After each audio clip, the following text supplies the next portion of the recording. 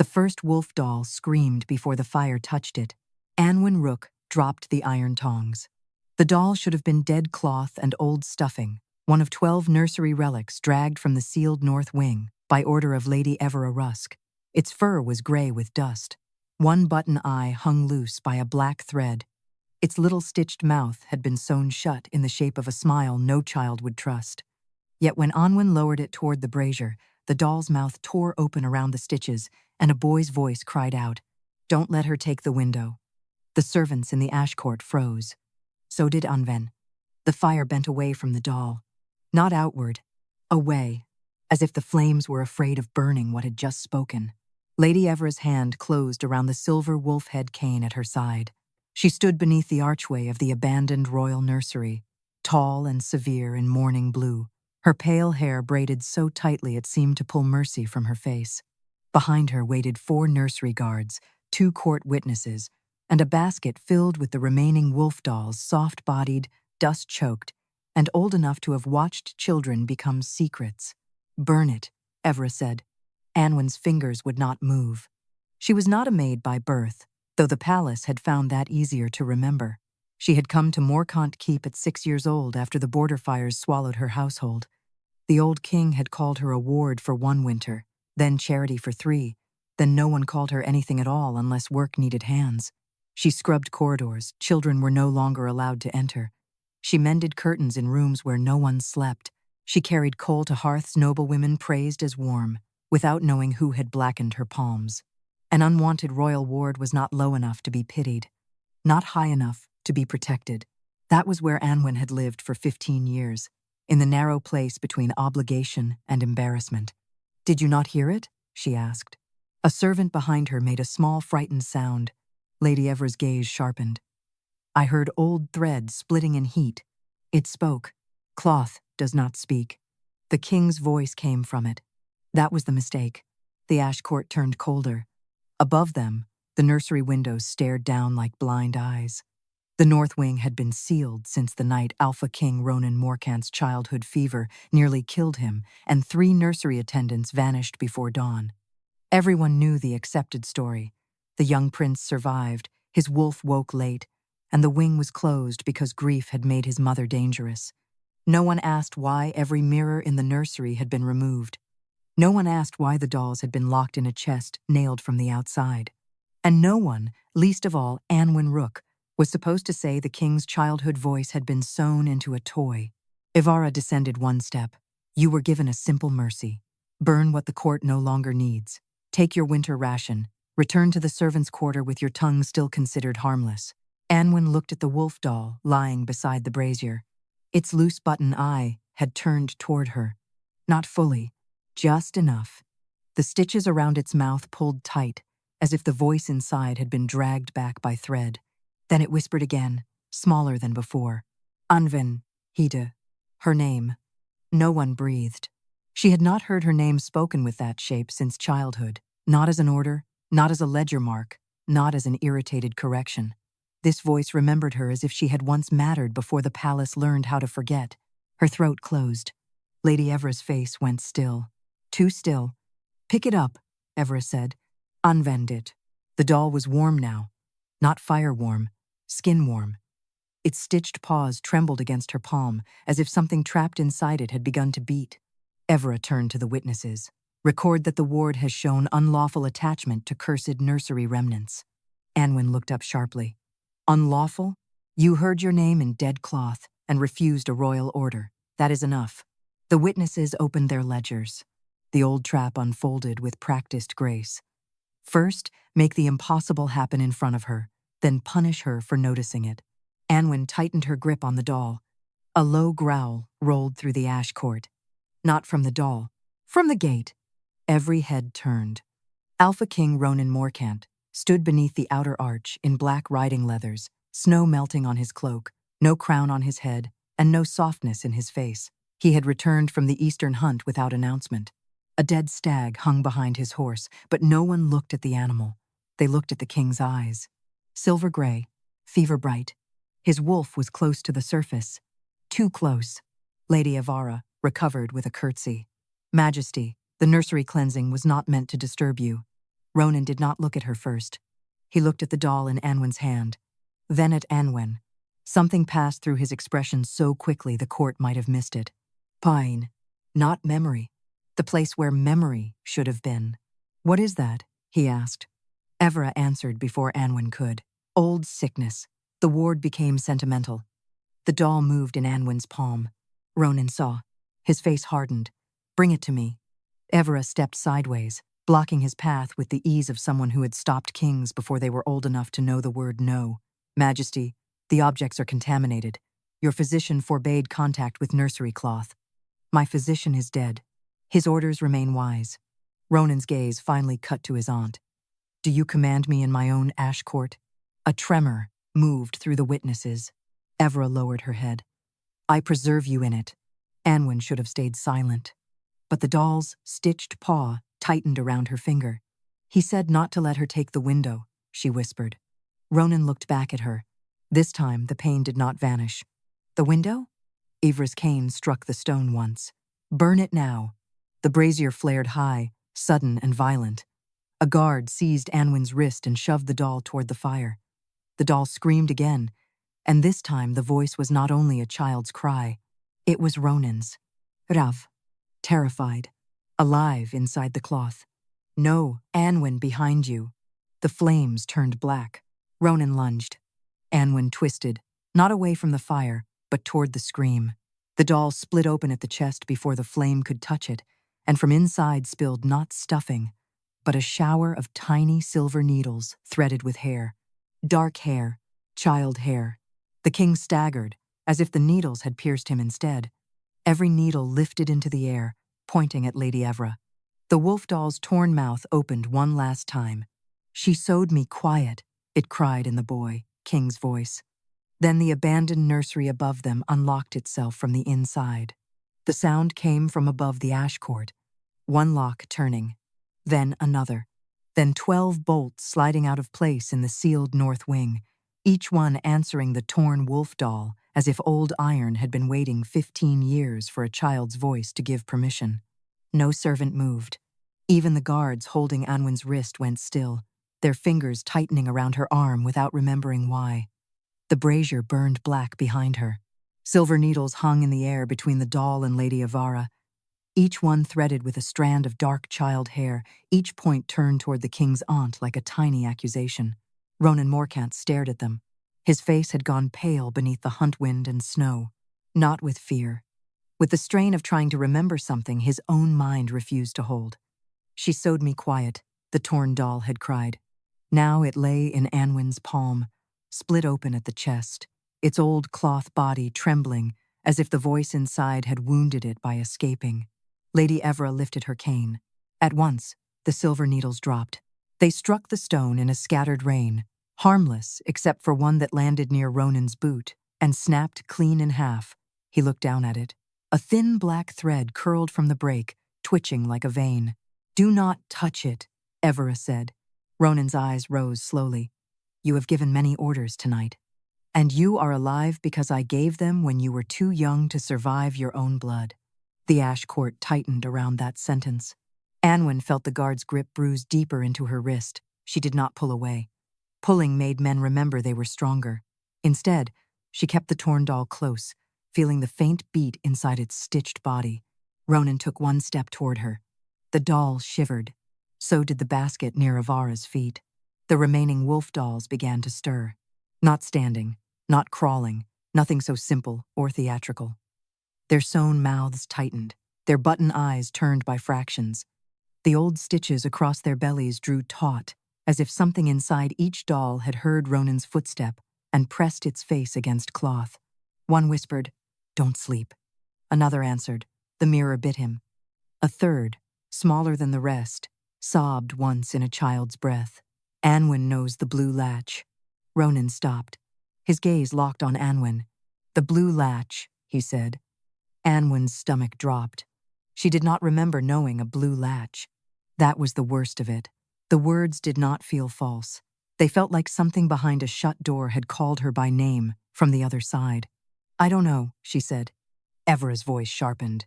"Of course you do not. Nursery remnants repeat fever nonsense.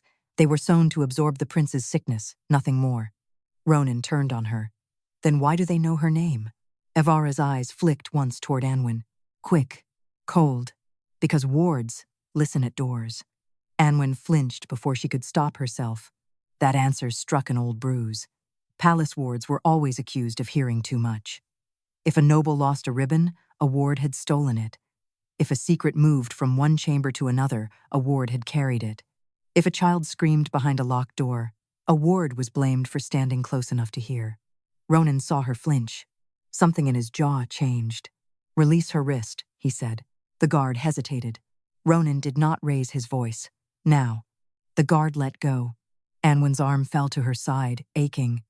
She should have stepped back. Instead, she looked at the torn doll's open chest. The place where stuffing should have been was lined with pale inner cloth, and on that cloth were stitches finer than spider silk. They did not form words. They formed little rooms. A cradle, a wolf-headed bedpost, a cracked mirror, a square shape with 4 lines through it, a window. Anwen touched the stitched window with one finger. The doll gasped. Ronan's hand flew to his chest, as if the breath had been pulled from him too. The ash court vanished for Anwen. Only for a blink. She saw a nursery at night, washed in moonlight so bright the floor looked drowned. A small boy knelt beside a toy chest, one hand pressed over his mouth to keep from crying. His eyes were silver gray. His dark hair stuck to his forehead with fever. Across the room, a little girl pulled at a blue latch beneath a window frame. Anwen saw the girl's face only in profile. Thin, dirty, determined. Then a woman's shadow crossed the moon. The vision snapped. Anwen stumbled. Ronan caught her elbow before she fell. His hand was firm, gloved, and too careful. He released her the instant she found her balance, but the space where his touch had been stayed warm. "What did you see?" he asked.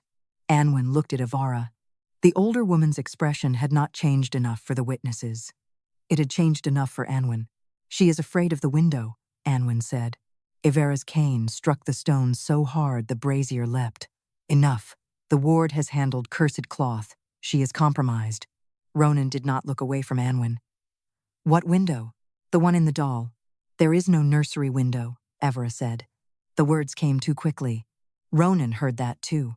Above them, the north wing groaned. Dust fell from the nursery balcony. One of the sealed double doors opened a finger width, showing only darkness beyond. Then the smallest doll in the basket began to cry. Not loudly, not like a spirit, like a child trying not to be found. "Don't let Aunt Evra take the window," it whispered. "If she takes it, he won't know who pulled him out." Ronan's face went empty. Anwen's breath caught. Pulled him out of what? Evara moved faster than anyone expected. She seized the basket and hurled it toward the brazier. Ronan lunged for the dolls. Anwen moved first. She caught the smallest doll before it hit the flame. The moment it touched her chest, every door in the abandoned nursery slammed open. A wind poured down the stairs, smelling of dust, old milk, wolf fur, and moonlit rain. From inside the north wing came a child's voice. Ronan's voice. "Anwen, the window is bleeding again." Then something behind the nursery wall scratched 3 times from the inside. The nursery wind smelled wrong. Not rotten. Preserved. It poured down from the north wing in a cold rush, carrying dust, old milk, rain-soaked wool, and the faint, bitter scent of fever herbs long dried into the floorboards. The servants in the ash court backed away from the open stair. Even the nursery guards, men sworn to Lady Evra, held their spears lower than before. Anwen stood with the smallest wolf doll clutched against her chest. Its stitched body trembled like a frightened heartbeat. Ronan stared up toward the open doors. For the first time since he arrived, the Alpha King looked less like a man commanding a court and more like someone standing before a room that had been waiting to accuse him. Lady Evra stepped in front of the stairs. "No one enters." Ronan did not look at her. "Move. The north wing is sealed by blood physician decree." "The physician is dead," he said again, "and his notes remain." This time Ronan turned. The brazier's black flames reflected in his silver-gray eyes. "My childhood has been guarded by dead men, locked rooms, and your orders. I am beginning to wonder which one of them raised me." A murmur passed through the witnesses. Evra's face tightened, but only slightly. You were raised by those who kept you alive.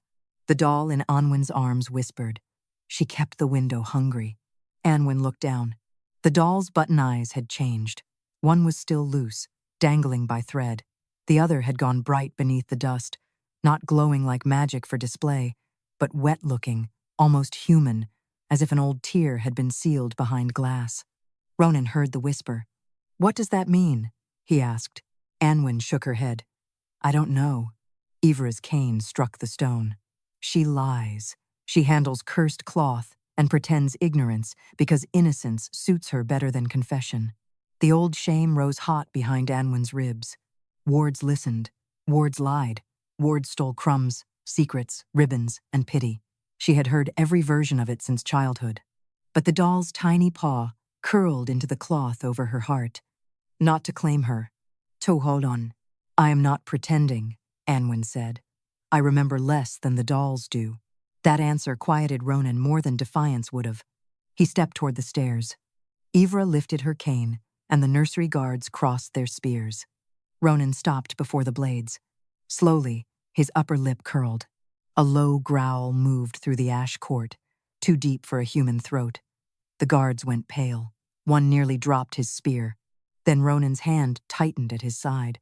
The growl cut off, not because his wolf had retreated, because he forced it back.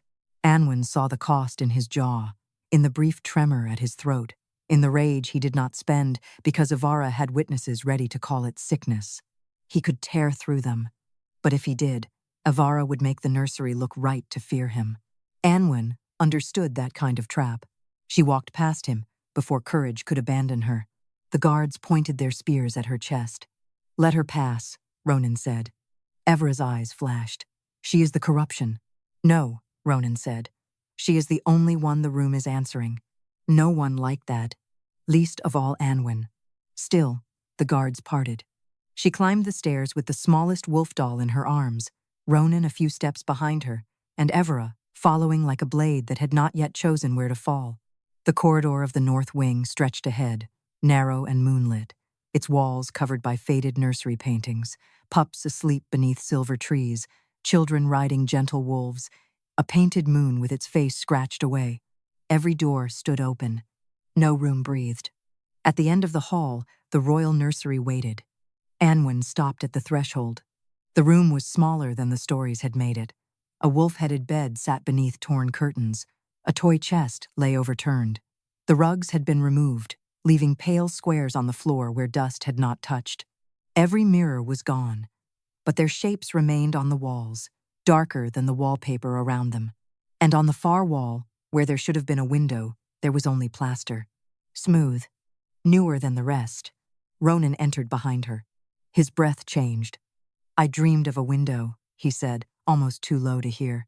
Ivra stood in the doorway. Fever dreams. Anwen lifted the doll. It faced the plaster wall. The stitched mouth opened. Not with a scream this time. With effort. "Blue latch," it whispered. Anwen stepped closer to the wall. Her hand rose before she decided to raise it. She pressed her fingertips against the plaster. Nothing. Then the doll's body warmed. A thread inside its chest pulled tight, and Anwen felt a memory tug behind her own ribs. Not hers fully, not Ronan's fully, a seam between them. She slid her hand lower. There. A small ridge beneath the plaster. A hidden shape. She dug her nails into the white surface and scraped. Plaster flaked away, powdering her fingers. Beneath it, blue paint appeared. A latch. Ronan made a sound like pain caught before it became a word. Evra moved. "Take her away from it." No one obeyed quickly enough. Anwen hooked her fingers under the blue latch and pulled. The wall opened inward. Not a window to the outside. A narrow hollow had been sealed inside the nursery wall, just wide enough for a child to hide in. Moonlight did not come through it, yet the space glowed faintly, silver blue and cold. Inside the hollow sat another wolf doll. This one was not dusty. It was black, small, and carefully preserved, with no button eyes and no mouth at all. Silver needles pinned it upright through the paws, throat, and heart. Around its neck hung a strip of torn childhood cloth embroidered with the Morcant crest. Ronan stepped closer as if dragged. Anwen felt the smallest doll go limp in her arms. The black doll had no mouth, but a voice came from it anyway. A child's voice. Ronan's voice. Anwen pushed me through the window. The nursery walls shuddered. Evra's cane slipped once against the floor. The black doll's chest split by a single stitch, and Aunt Evra pulled my wolf back inside. The black doll had no mouth. Still, Ronan's childhood voice came from inside it, and Aunt Evra pulled my wolf back inside. The nursery went silent after that in a way no room should have been able to manage. Even the dust seemed to stop falling. Moonless light filled the hidden hollow behind the wall, silver blue and thin, touching the black doll's pinned paws, pinned throat, pinned heart. The needles did not gleam like sewing tools. They looked like little burial stakes. Anwen stood with plastered dust on her fingers and the smallest wolf doll limp against her chest. Ronan did not reach for the black doll. That was the first thing Anwen noticed. His hand lifted once, then stopped inches from the hollow, fingers slightly curled, as if some part of him knew that touching it would not feel like touching cloth. His face was hard, but his throat moved once. The king, who could make guards lower spears by breathing, had gone still before a child's toy. Lady Evra entered the nursery fully at last. No hurry now. The worst secrets, Anwen thought, did not always make guilty people run. Sometimes they made them careful. That object was sealed for your safety, Evra said. Ronan's eyes remained on the doll. It has my crest around its neck. It was made from your fever cloth. It said my wolf was pulled back inside. You were a child near death.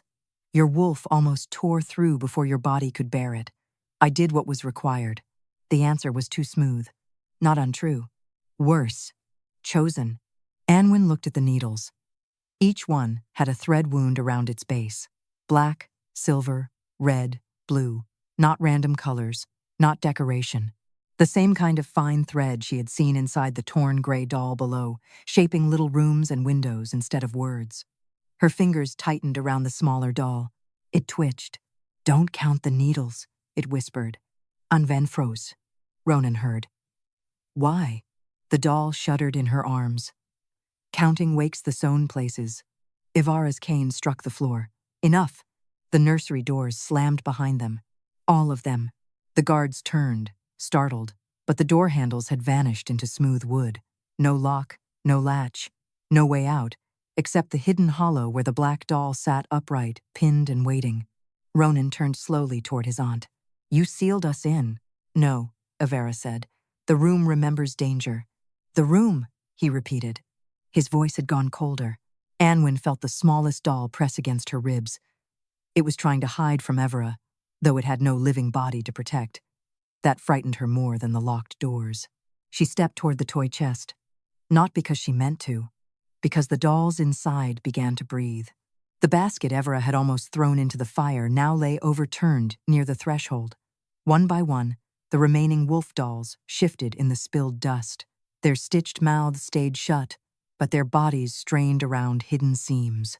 Something inside each doll pushed outward, not enough to escape, only enough to prove it was still there. Ronan stared at them. Anwen whispered, They are not spirits. Evara's gaze kutu her. That told Anwen she had finally said something dangerous. Ronan turned. What are they? Anwen did not know how she knew. She only knew the feeling in her hands, the tug of thread, the heat of old cloth, the shape of memory pulled tight enough to hurt. She had mended palace linens since she was old enough to hold a needle. Torn curtains, split sleeves, ceremonial banners cut by winter wind, dead cloth behaved one way. These dolls behaved like wounds sewn shut before they healed. They are pieces, she said. The nursery walls gave a soft creak. Ronan's eyes narrowed. Pieces of what? Anwen looked at the black doll, then at him. You. Ivara moved at once, not toward Ronan, toward Anwen. Ronan stepped between them before Anwen could blink. No dramatic flourish, no drawn blade. Just his body placed in Evra's path with such quiet finality that even the nursery guards did not breathe. Ivara's expression hardened. You put yourself between your blood and a ward who wakes cursed cloth? Ronan did not look away from her. If you feared cursed cloth, you would have let it burn. The words struck. Evra's fingers tightened around her cane. Anwen saw it then. The burn order had never been meant to cleanse the nursery. It had been meant to destroy evidence before Ronan returned from the hunt. She had been chosen because no one would believe an unwanted ward if a doll screamed in her hands. If the burning went wrong, she could be blamed. If it went right, Ronan would lose another piece of himself without knowing it had ever existed. The smallest doll in Anwen's arms lifted its head. "Anwen," it whispered. "You stitched me once." Her blood chilled. "I did not." "You did. Blue thread, 3 knots. You cried because he would not wake." A memory struck her, not fully, not kindly. A child's hand. Her own, smaller and scraped raw, holding a needle badly. A black-haired boy lying too still beneath nursery blankets. A wolf sound trapped under his ribs, knocking and knocking. Evera's voice behind her saying, "If you want him to live, sew where I tell you." Anwen stacharet. Ronan turned toward her at once. "What did you see?" "I was here," she whispered. That night, the black doll in the hollow shook. One silver needle slid halfway out of its throat. Ronan gasped. Not in pain exactly.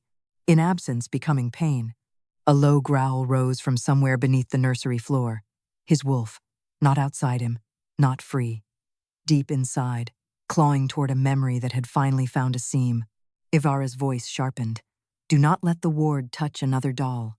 The guards obeyed this time. 2 seized Anwen from behind. The smallest doll fell from her arms, hitting the floor with a soft, awful thud. Ronan moved, but the black doll screamed before he could reach her.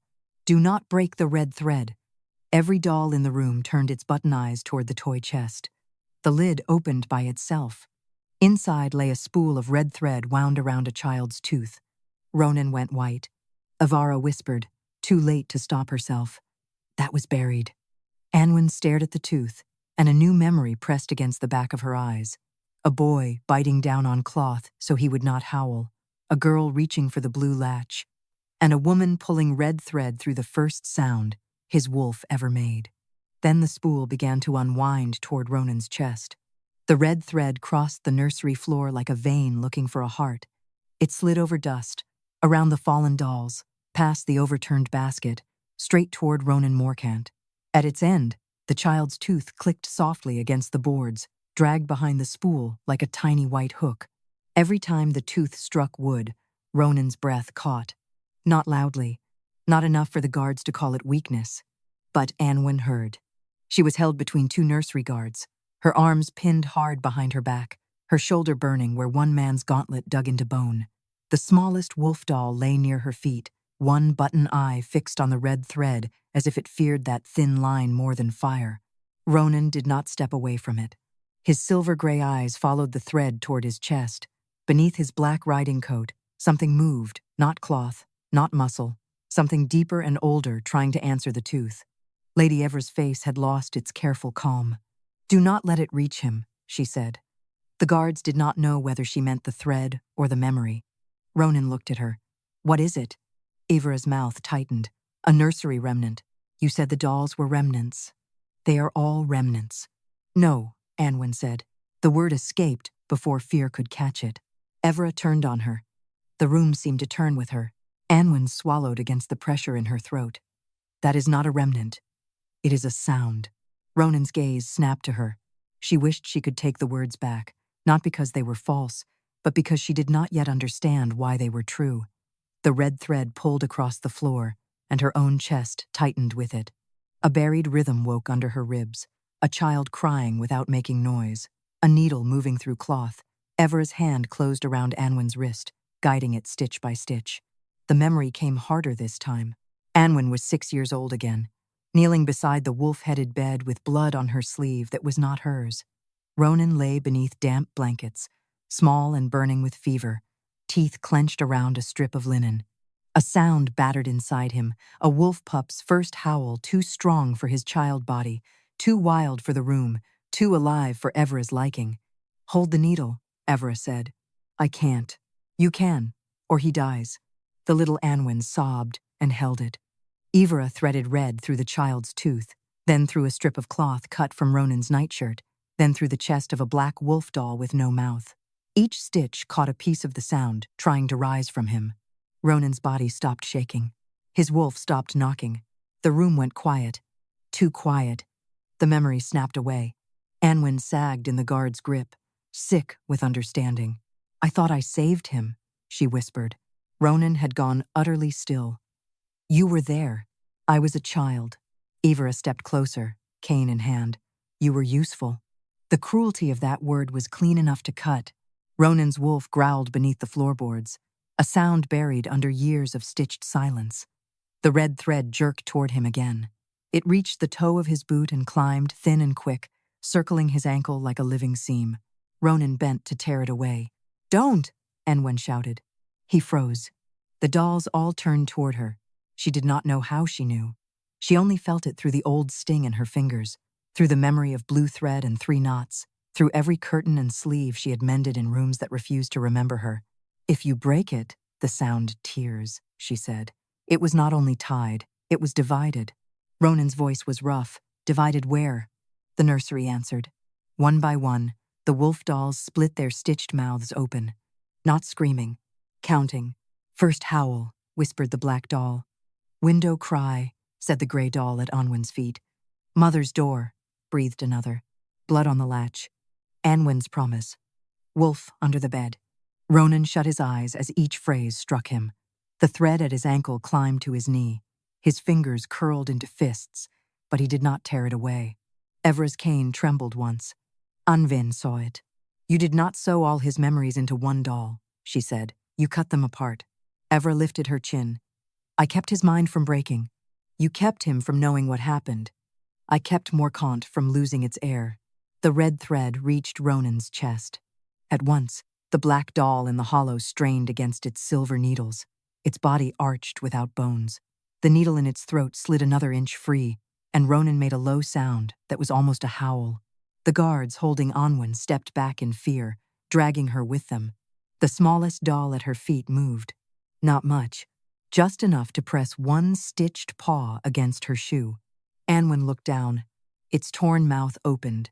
"You tied the last knot," it whispered, "so you can untie the first." Ivra struck it with her cane. The doll skidded across the floor and hit the wall. Anwen's fear broke. Not vanished. Broke open into something sharper. She twisted hard, slipping one wrist free because the guard had loosened his grip to stare at Ronan. Pain tore through her shoulder. She fell to her knees, reached under the bed, and grabbed the red thread before it could sink fully into Ronan's chest. The thread burned her palm. The nursery vanished. She saw the window again, not sealed in the wall now, but open to storm and moonlight. A little boy half pushed through it, crying silently. A little girl behind him, bloody-kneed, shoving with all her strength. And beyond the nursery door, something with a woman's hands and a wolf's shadow reached for them both. Ronan saw it too. His eyes opened. "Anwen," he breathed, not like a king naming a ward, but like a child, remembering the only hand that had pushed him toward air. The red thread split between them. Half sank into his chest, half wrapped around Anwen's wrist. Lady Avara went pale. The black doll tore free from one silver needle. And from inside Ronan's throat, his lost childhood wolf began to howl. Every mirror shape on the nursery walls cracked at once. There were no mirrors left in the room. They had been removed years ago, leaving darker patches on the wallpaper where glass had once reflected a child's fever, a girl's terror, and whatever Lady Evra had done beneath the moon. Still, the empty shapes split with silver lines, as if memory itself had become glass and Ronan's howl had struck it from the inside. The sound was small at first. Not a king's wolf. A poop. Lost, furious, buried under years of thread. Ronan dropped one hand against the wall to steady himself. The red thread ran from his chest to Anwen's wrist, bright as fresh blood against her skin. It did not cut her. That was worse. Pain would have been simpler. Instead, the thread pulsed with each broken piece of the howl, making her feel what had been sewn into the doll's fear, fever, moonlight, the desperate shove of small hands against a blue latch. Lady Evra stared at the thread. For the first time, she looked afraid of Anwen, rather than merely disgusted by her. "Cut it," Evra ordered. No guard moved. The howl had lowered every spear in the room. Not by command, by instinct. Ronan's wolf might have been buried, divided, stitched into cloth and teeth and nursery relics, but it was still royal blood. Even trapped in a child's broken cry, It made lesser wolves remember their throats. Anwen rose slowly, keeping one hand closed around the red thread. If they cut it, what happens to him? Ivra's mouth tightened. Ronan looked at his aunt. Answer her. It stops. That is not an answer. It stops what is waking. The smallest doll, crumpled by the wall where Evra had struck it, twitched. It stops him remembering the hand at the window. Anwen's chest tightened. The window again. Always the window. Ronan turned toward the hidden hollow. The black doll had torn free from one silver needle, but 3 still pinned it upright. 1 through each paw. 1 through the heart. The throat needle hung halfway out, trembling with every sound Ronan tried not to make. He stepped toward it. The red thread pulled tighter. Anwen gasped. Ronan stopped immediately. That was how she knew the thread was not only joining them, it was warning them. If Ronan reached too quickly for what had been cut from him, the pain would travel through Anwen first. Evra saw him stop. A narrow satisfaction returned to her face. You see, she said, the ward has bound herself to your sickness. Every step you take toward the dolls gives her another reason to control what you remember. Anwen looked at Ronan. There it was the cleanest knife Evra had used yet. Not accusation against her magic. Accusation against her mercy. Ronan's eyes were hard with pain, but not clouded. She did not bind herself. She holds the thread, because you put it there. Ivra's cane struck the floor. I put nothing in her blood. The words slipped. The room heard them. So did the dolls. Their stitched bodies turned toward Anwen, one by one. Button eyes. Thread eyes. No eyes at all. They did not look hungry. They looked expectant. Anwen's throat went dry. My blood? Evra did not answer. The black doll did. Binder hands, it whispered in Ronan's child voice. She has binder hands. Anwen looked down at her fingers, coal-blackened, needle-scarred, still shaking. Hands that had mended curtains. Hands that had carried trays. Hands no one noticed unless work was unfinished. Dollbinder. The word did not arrive like power. It arrived like blame finally finding its older name. Ronan's gaze moved from her hands to her face. Did you know? No. The answer broke before pride could shape it. I thought I was only good with thread. Evra gave a cold laugh. Your mother was good with thread. Anwen went still. She had not heard her mother mentioned in the palace, since she was too young to ask without being punished. Ronan's eyes narrowed. You knew her mother? I knew the border witches who sold memory to cloth and called it mercy. Evra's voice sharpened, as if anger could cover fear. Her line should have ended in the fires. Anwen felt the red thread pulse against her wrist. Border fires. Her household had not simply burned in war. Someone had wanted it gone. Ronan stepped between Anwen and Evra again, despite the way the thread tightened with his movement. His jaw clenched, but he did not step back. Careful, Evra said softly. If you defend what your father ordered destroyed, the court will ask what else your blood remembers wrong. Ronan went very still. Anwen heard the hidden trap open. Not only Evra, not only the nursery. The old king had known. The dolls began to whisper faster. Blue latch. 3 knots. Mother's door. Blood on the window. Do not give him the silver milk. Ronan flinched at that phrase. Anwen felt it through the thread, a taste of metal, a child choking, a woman pressing a cup to his mouth while Ivra held his shoulders. Ronan's voice dropped. Silver milk? Ivra raised her cane. The nursery floor answered. Thin silver seams lit between the boards, forming a circle around Ronan, Anwen, and the hidden wall. Not a cage of bars. A sewing hoop. That was what Anwen thought before she knew why the room had become a frame for stitching something shut. The red thread began pulling itself from Anwen's wrist. Not loosening, unwinding her skin to get free. She cried out. Ronan caught the thread with both hands before it could tear deeper. Pain flashed across his face as it burned through his gloves, but he held it. You will not take it from her, he said. Ivra's eyes shone with cold triumph. Then it will take from you. The black doll arched in the hollow. The needle through its heart pushed outward another inch. Ronan staggered, as if his own heart had been struck. Anwen saw the choice in front of her with terrible clarity. If she let go, Evra would pull the thread back into the dolls and seal Ronan again. If Ronan kept holding it, the The waking memory might tear his wolf apart before it ever became whole. The smallest doll dragged itself across the floor to Anwen's knee.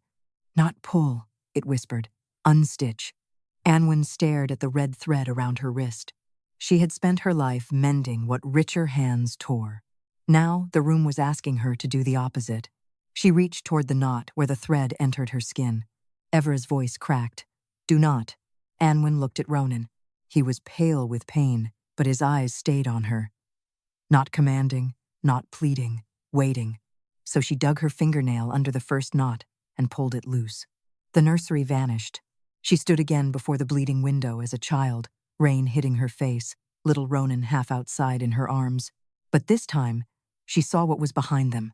Not Evra, not only Evara, a wolf made of black nursery smoke, wearing the old king's crown, reaching through Lady Evera's shadow, and in its mouth was Ronan's first memory of Anwen. The crowned shadow swallowed it whole. Then it turned its head and looked straight at the grown Anwen through the past. The crowned shadow looked at Anwen from inside the past, not with eyes, with the place where eyes should have been. It stood behind Lady Evara in the moonlit nursery, shaped like a wolf and a king at once, its body made of black smoke, old velvet, and the cold shine of a crown no living man wore anymore. In its mouth, small and flickering, was a memory. Little Ronan turning toward little Anwen at the window, seeing her face as she shoved him toward rain and air. The shadow swallowed that memory again. The past went dark. Anwen came back to the nursery on her knees, one hand locked around the red thread, the other pressed to the floor. She was breathing hard. Ronan crouched before her, close but not touching, his burned gloves still wrapped around the thread to keep it from tearing out of her skin. "What did you see?" he asked. His voice was low, but every doll in the room went still to hear it. Anwen looked past him. Lady Evera stood inside the silver-lit sewing circle, her cane clutched in both hands now. She looked older than she had moments ago, as if every secret in the room had begun charging interest against her bones. "The old king," Anwen said, "or what he left behind." Evera's mouth thinned. "Fever makes pictures." "No." Anwen pushed herself upright.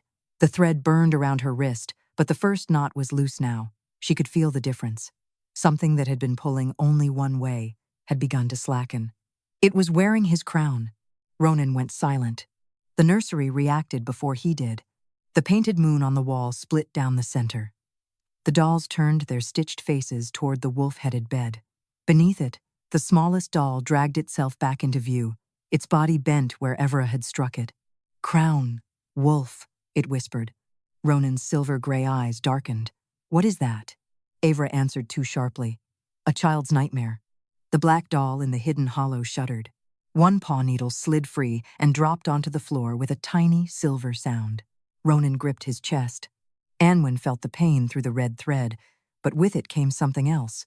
A flash of rain, a little girl's muddy hands, a blue latch under her fingers, the taste of cold air through a forbidden opening. He was remembering around the wound. Not through it yet. Around it. Anwen moved toward the black doll. Ronan caught her wrist lightly before she took a second step. "Will it hurt you?" She almost laughed. Not because it was funny. Because no one had ever asked before a pain happened. "Yes," she said. His fingers loosened immediately. She looked at him. "That does not mean I stop." He held her gaze for one breath, then released her. Lady Evera's voice hardened. "You will let a ward unmake a king?" Ronan did not turn. "I am beginning to wonder what you made instead." The words struck Evera like a slap she could not show. Anwen reached the hollow.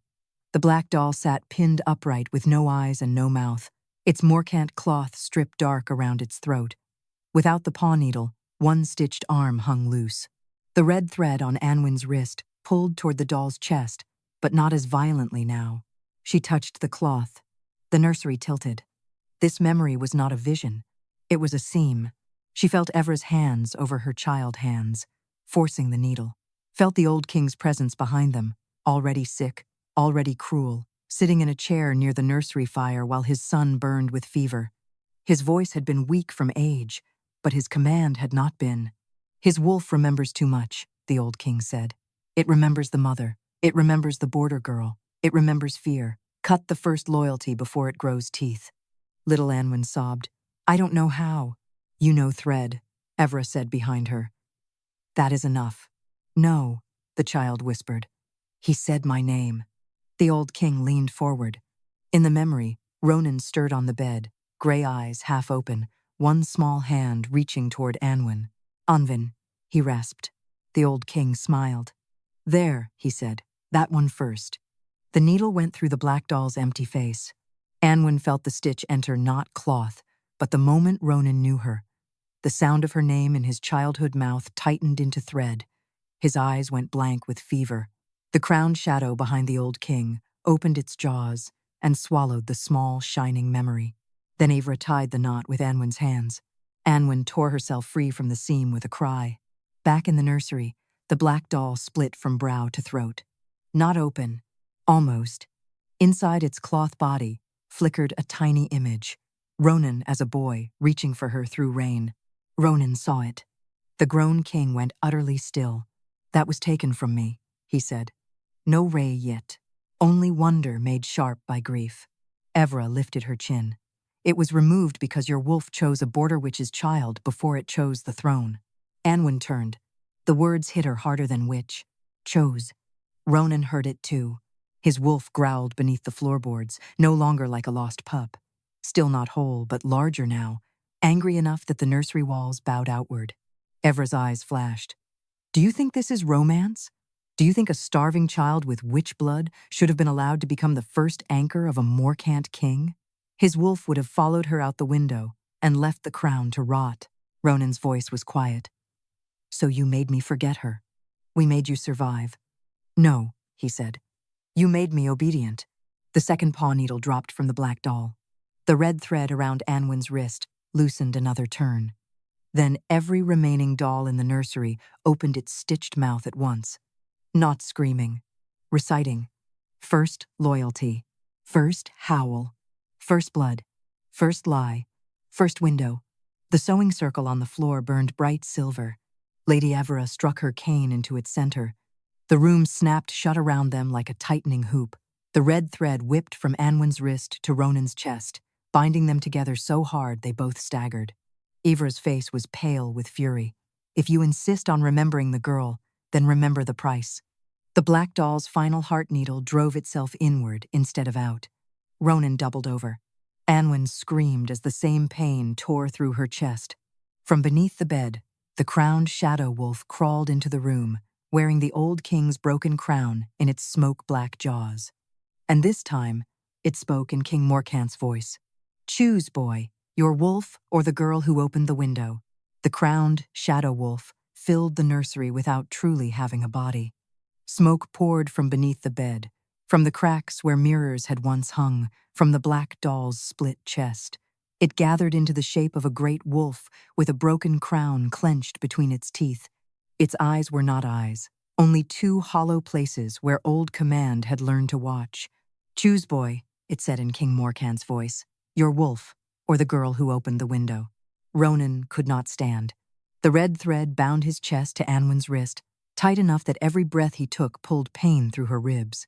The black doll's heart needle had driven itself inward. Whatever it pinned inside the cloth now pinned both of them. Anwen clutched the thread with both hands and tried not to fall. The crowned shadow lowered its head toward Ronan. Kings do not crawl afterward, girls, it said. Kings do not let their wolves remember hunger, mud, fire, or little hands on blue latches. Cut her loose. Take back the beast. Lady Evra stood inside the silver sewing circle, pale but steady, her cane pressed into the boards. She looked less like the shadow's master now, and more like its keeper, someone who had fed it so long she no longer knew whether she commanded or obeyed. Ronan lifted his head. His silver-gray eyes were bright with pain. Anwen felt the answer in him before he spoke. Not agreement. Not surrender. The old wound searching for the shape of the trap. If I choose my wolf, he said, what happens to her? The crowned shadow smiled around the broken crown. She returns to what she was before you remembered her. Anwen's blood chilled. Before. Not dead. Not even punished. Forgotten. The cruelest mercy. Avara's voice softened. She has lived 15 years that way. She knows how. That struck harder than the shadow's threat. Because it was true. Anwen knew how to be unseen. She knew how to enter rooms after grief and leave before gratitude. She knew how to carry warmth to hearths and never be remembered as the reason the room stopped freezing. The red thread trembled. Ronan looked at her. Not past her. Not through her. At her. No, he said. The crowned shadow's smoke thickened. Then lose the wolf. The nursery floor split under Ronan's hands. A black shape pushed upward from beneath the boards. Not the crowned shadow, not the dolls, but something smaller, wounded, and real, Ronan's childhood wolf. It had silver stitches across its muzzle and red thread wound around its ribs. Its fur should have been black, but patches of it were pale where memory had been torn away. It crawled toward him on shaking paws. Anwen saw Ronan's face break. Only for a breath. The pup wolf looked at him, then turned its head toward Anwen. It knew her, even when Ronan had not. The crowned shadow snarled, "Do not look at her." The pup wolf flinched. Evora raised her cane. "Ronan, listen to me. That creature was too soft when it was born. It would have followed her into exile. It would have made you a boy before it made you king." Anwen looked at the pup wolf's stitched muzzle. "Do soft." That was how cruel people named loyalty when it chose someone beneath them. The smallest doll dragged itself beside her knee. Its torn mouth opened. "Not choice," it whispered. "Anchor." Anwen looked down. "What?" Window was anchor. The word moved through the dolls. "Anchor," said the gray doll. "Anchor," breathed the mouthless black doll. First howl anchored to first hand. Ronan stared at them. Evora went white. Anwen understood before anyone explained it. The old king had not cut Anwen from Ronan because she endangered his wolf. He had cut her away because Ronan's wolf had anchored to the first person who opened a way out instead of closing one. Anwen had not stolen the wolf from the crown. She had kept it from dying in the nursery. The crowned shadow lunged. Ronan threw himself between it and the pup wolf. The shadow struck him like smoke made of iron. He slammed into the wall, and Anwen cried out as the thread tore heat across her chest. The pup wolf tried to howl, but the stitches across its muzzle held. Anwen grabbed the red thread. She did not pull. She followed it. That was what sewing had taught her. Knots lied if you fought them from the wrong end. You had to find where the thread began. Her fingers traced the red line from her wrist to Ronan's chest, from Ronan's chest to the black doll, from the black doll to the spool around the child's tooth. But beneath the red was another thread, nearly hidden. Blue, so fine it looked like moonlight caught under skin. It led from Anwen's wrist, not to the black doll, but to the sealed window hollow. The blue latch. Her thread. Note, Evora's. Anwen reached for it. Evora shouted, "Do not touch the blue." Ronan, half collapsed against the wall, lifted his head. Anwen. His voice was rough with pain, but clear. Not a command. Trust. Anwen slipped one fingernail under the blue thread and pulled. The nursery window opened. Not the plaster hollow. The true window. Moonlight flooded the room, bright as water, and with it came the memory Evora had hidden behind every doll. Little Anwen shoving fevered Ronan through the blue-latched window, while his pup wolf clung to his chest, dying from silver milk and locked air. Outside waited rain, cold, and freedom. Behind them, Evora screamed for the guards. But in the memory, Anwen did not push him out alone. Ronan's pup wolf pushed back toward her. It had tried to bring her with him. That was why the old king cut the memory. Not because Ronan's wolf chose a girl over a crown, because it refused to survive by leaving her behind. The moonlit vision burst through every doll in the room. The pup wolf's muzzle stitches snapped. It howled. The sound struck Ronan's adult chest, and his shadow behind him changed shape, no longer smoke, no longer broken, but a great black wolf rising on 4 legs, with silver-gray eyes like the king's. Lady Evora stumbled back. The crowned shadow recoiled for the first time. Ronan stood slowly, the red thread burning across his chest, the blue thread glowing from Anwen's wrist to the open window. He looked at the shadow wearing his father's command. "You lied," he said. The crowned shadow opened its jaws. Before it could answer, the black doll split fully down the middle. Inside was not stuffing, not hair, not needles. A tiny folded piece of nursery cloth fell out, stained with old blood and marked by 2 child handprints. One was Ronan's, One was Anwen's. And between them, sewn in blue thread, was a vow neither of them remembered making. We both get out. We both get out. The blue thread vow lay between Ronan and Anwen on the nursery floor, small enough to fit in a child's palm, strong enough to make the crowned shadow step back. Ronan stared at the two blood-marked handprints. His adult wolf stood behind him now, vast and black, its silver-gray eyes fixed on the shadow wearing the old king's crown. It was not whole. Red thread still crossed its chest. Silver stitches still clung to one flank. But it stood. That alone changed the room. Lady Evra saw it too. Her face tightened with something worse than fear. Loss. You should not have opened that, she said. Anwen knelt beside the cloth vow, one wrist still marked by blue light. Her chest hurt with every breath, but beneath the pain was a steadier feeling, one she did not recognize at first because no one had allowed her to own it. Certainty. This was ours, she said. Evera's mouth twisted. You were children. We were still alive. The dolls whispered in their stitched voices. Alive. Window. Both. The crowned shadow snarled, and the whispers died at once. Ronan stepped toward it. What are you? The shadow's crown cracked between its teeth. When it spoke, the old king's voice came layered with something older than any king. Morcant law. The nursery floor darkened beneath Ronan's boots. Evra's shoulders eased a little, as if that name still gave her shelter. Every Morcant heir is born with too much wolf, too much hunger, too much attachment.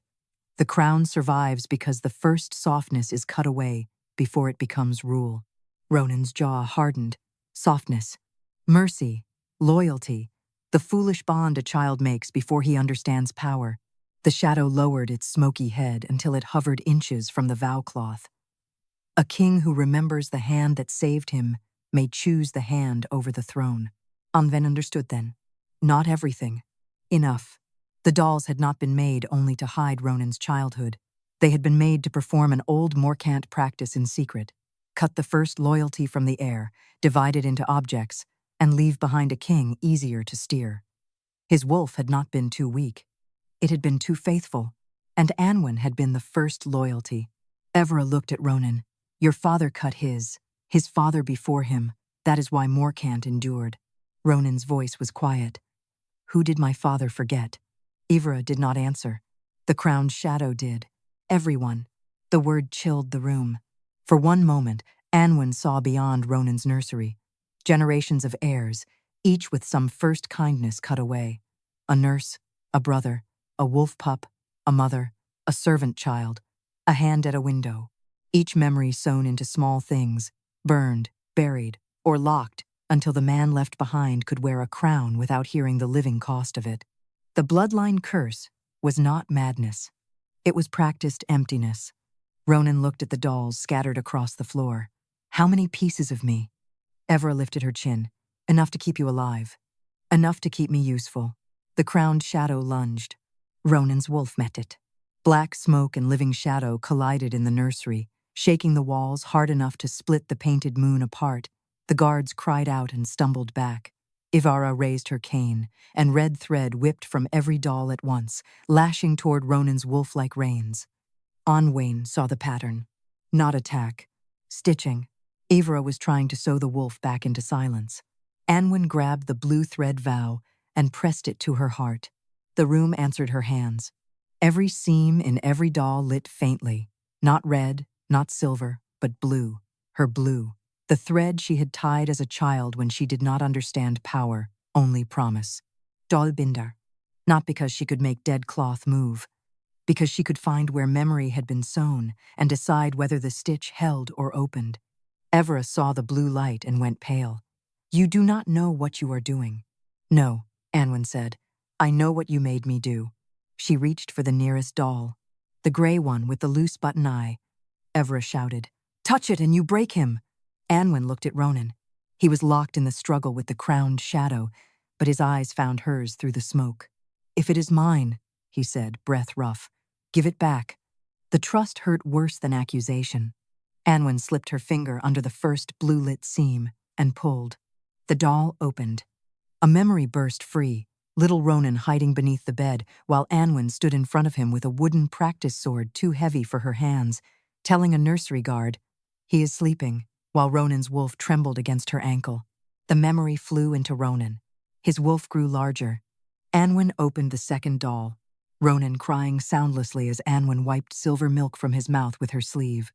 The third, Anwen tying 3 knots in blue thread around a torn curtain so Ronan could climb down without falling.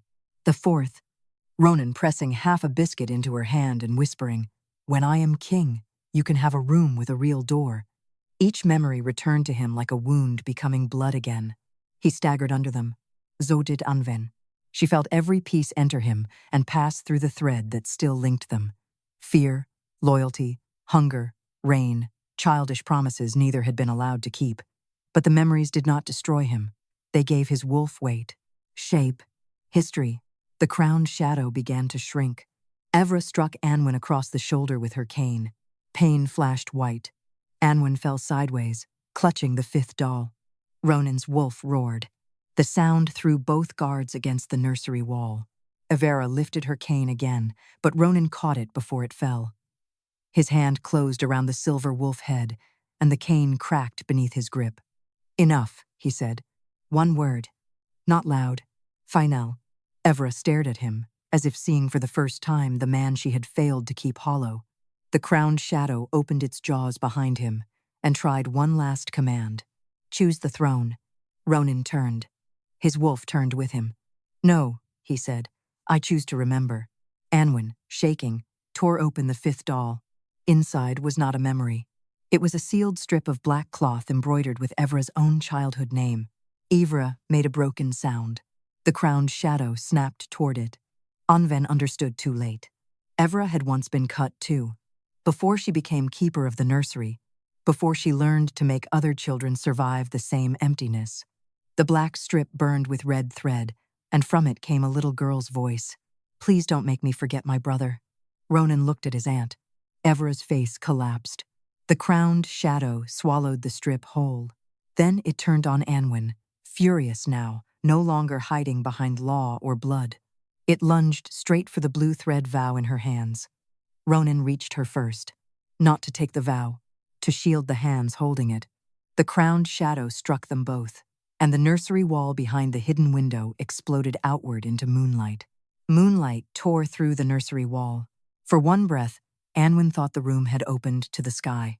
Then cold air struck her face, rain-scented and wild, and she saw what had been hidden behind plaster, dolls, needles, and 15 years of silence. The window was real, not a memory. Not only a symbol, its frame stood inside the broken wall, blue latch rusted but whole. Old blood dark beneath the paint where 2 children's hands had once fought it open. Beyond it waited the outer ledge of Morcant Keep, narrow and wet, dropping toward the black pines below. The place where Anwen had pushed Ronan toward life. The place where Ronan's wolf had tried to pull her with him. The crowned shadow recoiled from the moonlight, its smoke body ripping at the edges. Ronan stood between it and Anwen, one arm braced over her shoulders, his black wolf behind him with its teeth bared.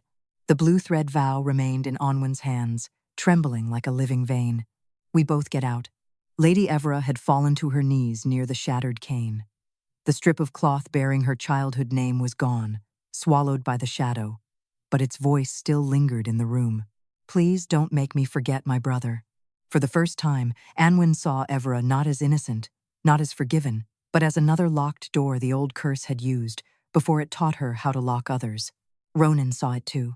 His voice was cold when he spoke, but not empty. Who was he? Evra lifted her face. The nursery had taken all polish from her. Without the cane, without the braided severity, she looked older and younger at once. "My twin," she whispered. "Edrin, your grandfather cut him from me when I was 9, said a girl who loved her brother would never serve the crown cleanly." The crowned shadow snarled. The dolls shuddered across the floor. Ronan's jaw tightened. "And you did the same to me." Avara's eyes filled, but tears did not soften the damage behind them. "I did what had been done. That is what Morcant called duty." Anwen rose slowly.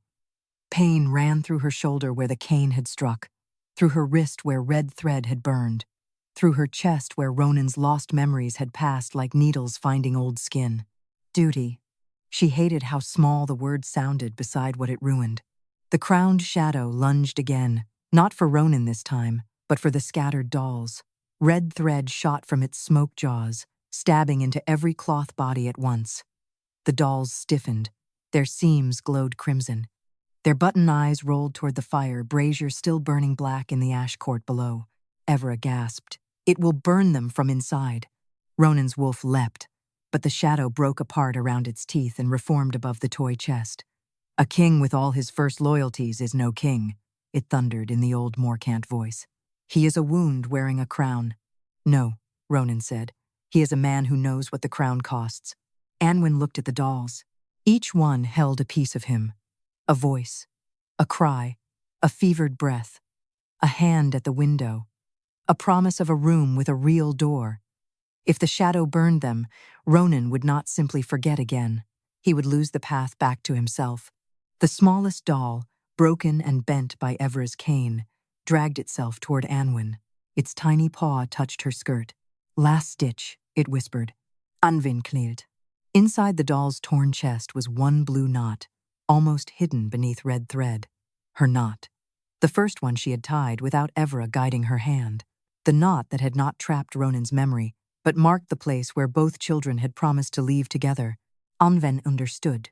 To free him, she did not need to burn the dolls or destroy every thread. She had to separate what was binding from what was remembering. She pressed the blue thread vow against the smallest doll and began to untie the last stitch. The crowned shadow screamed. Red thread lashed around her throat. Ronan caught it before it tightened, taking the burn across his palms. His wolf struck the shadow again, holding it back not by tearing it apart, but by forcing it into the moonlight where its old commands thinned. "Anwen," Ronan said through clenched teeth. "I know," she whispered. She pulled the blue knot loose. Every doll opened, not violently, like lungs remembering air. Memories rose from them in silver-blue sparks. Little Ronan laughing beneath a blanket fort, Anwen hiding bread in his sleeve, his mother singing once before the silver milk, Evra as a child holding a boy's hand before forgetting why her palm felt empty, the old king ordering love cut before loyalty could grow teeth, the first wolf howl trapped under red thread, the window opening, rain, fear, two children choosing the outside together. The memories did not fly only into Ronan. That would have made them possession again. They filled the nursery for every witness to see. The guards, the servants, the court scribes at the stairs, Lady Evra on her knees. All of them watched Morcant law revealed not as tradition, but as theft. Ronan staggered as his memories returned. Anwen reached for him, then stopped, afraid the gesture would be too much. He reached back. Their hands met in the moonlight. Not king and ward, not savior and saved. Two people holding the same memory from opposite ends of a life stolen between them. The crowned shadow shrank, crown cracking in its jaws. "The throne will not hold you." Ronan looked at it with his wolf standing whole behind him. "Then the throne will learn to stand without stolen children inside it." His wolf lunged. This time, Anwen moved with him. She lifted the blue thread vow, and every freed doll turned toward the shadow. The blue threads rose from their seams, not as chains, but as opened paths. They wrapped around the crowned smoke and pulled out what had been swallowed. Evra's brother's name, Ronan's first howl, Anwen's remembered face, the voices of heirs before him whose kindness had been cut and called weakness. The shadow came apart in pieces of old command. The broken crown struck the floor. It was only iron, no magic, no holy relic, only a dead king's fear, carried too long. Dawn found the nursery before anyone spoke. The black brazier below had gone out. The remaining dolls lay empty but peaceful, no longer trembling around trapped voices. Lady Avara reached toward the strip of memory that had been returned to her, but Ronan's wolf stepped between her and Anwen before her hand came too close. Ronan faced his aunt. "You will answer before every family whose child was cut for Morcant law." Evra closed her eyes. "And if they ask for blood? Then they will hear the whole truth first." That was not mercy. It was memory given teeth. In the ash court, the witnesses wrote until their hands shook. The north wing did not close again. Servants carried the dolls down not to the fire, but to a long table in the great hall, where each opened seam was recorded and each stolen memory named. By noon, Every locked nursery in Morcant Keep had been searched. By dusk, 3 old chests of stitched relics were found beneath the chapel stairs. The kingdom did not heal in one day, but it stopped pretending the wound was law. Ronan ended the nursery decrees. No heir would have memory cut from wolf or body. No ward would be kept in the palace without name, room, or witness. No child would be called dangerous because loyalty reached first toward a hand instead of a crown. When the scribes asked how to record Anwen Rook, Ronan did not answer for her. He looked at her. Anwen stood by the opened window with blue thread wrapped around her fingers and sunrise on her face.